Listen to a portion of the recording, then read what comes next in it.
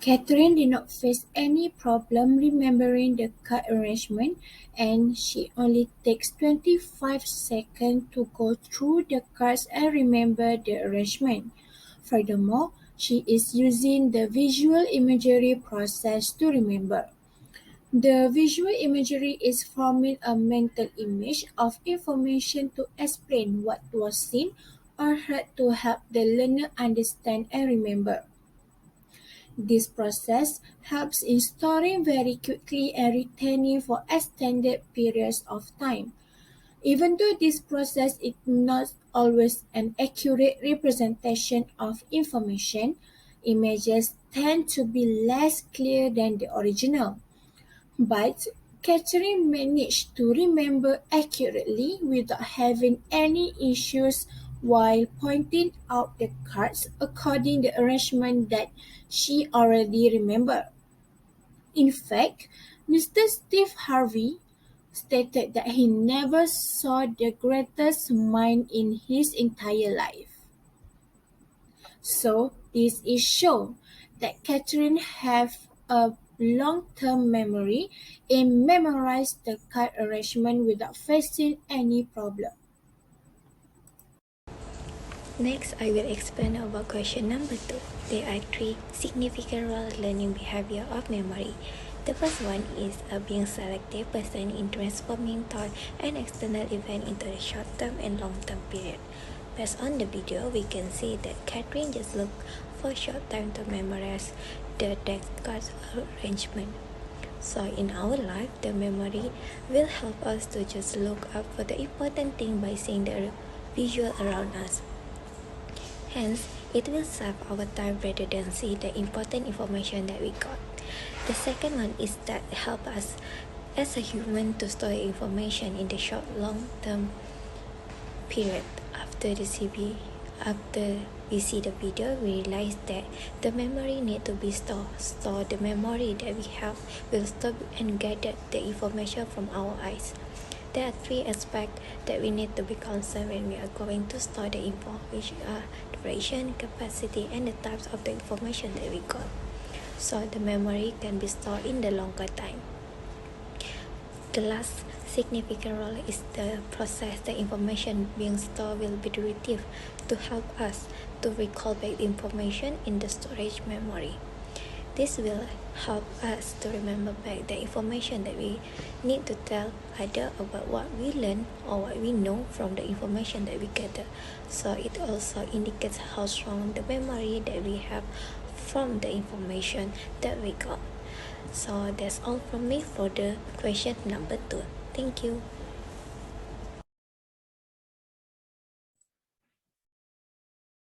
Good day, madam. My name is Wei Jun Shong, country number 269893. Now I will be explaining question 3. So the primary biological foundations of psychology linked to behavior in terms of memory is that biological psychology is being used to examine the relationship between the mind and body, as well as the influence of heredity of behavior. So for biological psychology, it has 3. So the first is sensory memory, short-term memory, and long-term memory. So based on the video discussed, it shows that the particular individual holds a long-term memory, as the individual is able to remember the types of cards for a longer period of time. So in other words, long-term memory is the memories that are stored which are longer than a few seconds, where it also has a wide storage capacity and could be different in every person. So next, in biological approach, it is believed that behavior can be a consequence of our genetics and psychology. So for the memory process, there are actually 3 processes. The first is encoding. So for encoding, it is the process of accepting, processing, as well as combining information. So this allows information to be passed to our senses in the forms of chemical and physical stimuli. So for the second is the storage. The second process is storage. So storage is actually a location which is used to store encoded information. So the storage can also be known as the second memory stage, which is used to maintain information as time passes. So the third process is retrieval. So retrieval, it is actually a process to retrieve the information that has been stored, and it will return to our consciousness as we record the past memories. And next, there's a question.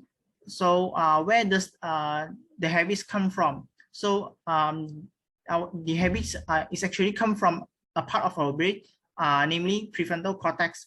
So this part of the brain plays an important role in the encoding and updating the context of the working memory. So the prefrontal cortex is actually responsible for higher brain functions, especially in decision making, problem solving, intelligence, as well as emotional regulation.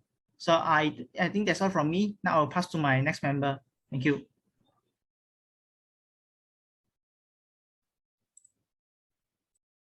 Hi, my name is Ong Siew Jun and my entry number is 269960. So I will proceed to the next part, which is the suggestion on how to resolve the issue from the case study. In the situation shown in the video, Catherine has a strong memory of remember all the desk cards in only up to 17 seconds. It indicates that she has a strong long-term memory in remembering all the things which exceed her ability to recognize the type of card for a long period. The issue of this case is that not every one of us have the most incredible mind to remember things as similar as Catherine's. Hence, the first suggestion on how to resolve this issue is the technique of utilizing memories device. The memories device are the technique that always help the student recall the things and is considered the simple method to assist them in remember the informations. The greater memories suggest to use is the positive imagery, novelty, or humor. For example, we can use the standard or common item we are familiar with to help us associate a term that we need to recognize and remember. For example, also, Catherine could memorize the order of the desk on card in the video because Catherine said that the method she did it because she used the memory device in which she memorized each of the cards represented an image of people, animals, and place. Then Catherine incorporated this image into a story and connect each of the cards to a particular element in that story, which helped her remember the card better. The second suggestion to resolve the issue is the visualize concept.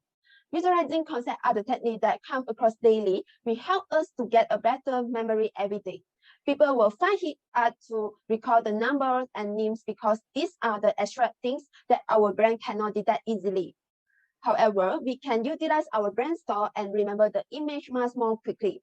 Some examples describe how the method works with the visual technique. The first one is turn the sound of name into the image. We can remember the name of a sound by connecting with anything about that person.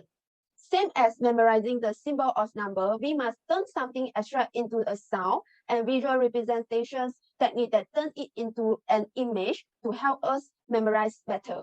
Next, we can put or anchor and animate the image onto a physical features or place we will recall. For example, use the imaginary microphones to recognize the name of people with big eyes. Yet, we must encounter many of our sense with our brain, such as accelerating the number 0 to 9 with image that help us remember long string of member of the number. For example, 1 could be represent a pencil and 2 might be a swam. Based on the case, Catherine benefit greatly from the visualization concept to remember because she formed a mental image of information to explain what she was seen or heard to help her understand and remember, which helps her memory in storing very fast and maintain for longer periods.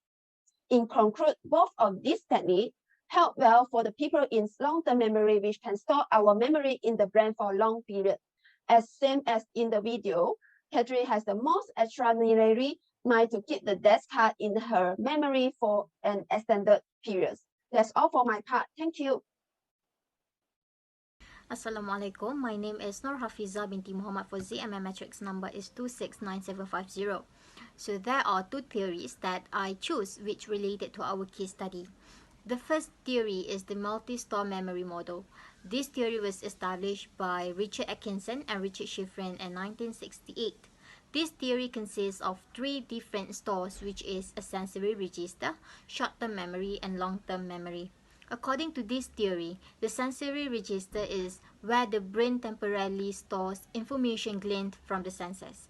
If the sensory register was paid attention to, the information then will be transferred into the short-term memory for temporary storage, and then if the knowledge has been rehearsing, then it will help to consolidate the information in the long-term memory. So the next theory that I have chosen is the theory of level of processing model by Fergus Craig and Robert S. Lockhart in 1972. So this theory outlines how the ability to remember memories of stimuli is dependent on the degree of mental processing. The first level of processing in this model, known as shallow processing, which consists of sensory processing and perceptual characteristics such as size, shape, and sound.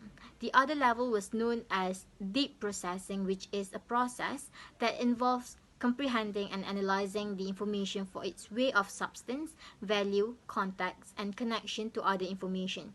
So this understanding and analysis is accomplished by using the information, and this procedure is referred to as an elaboration rehearsal. I think that's all from me and my group mates. Thank you.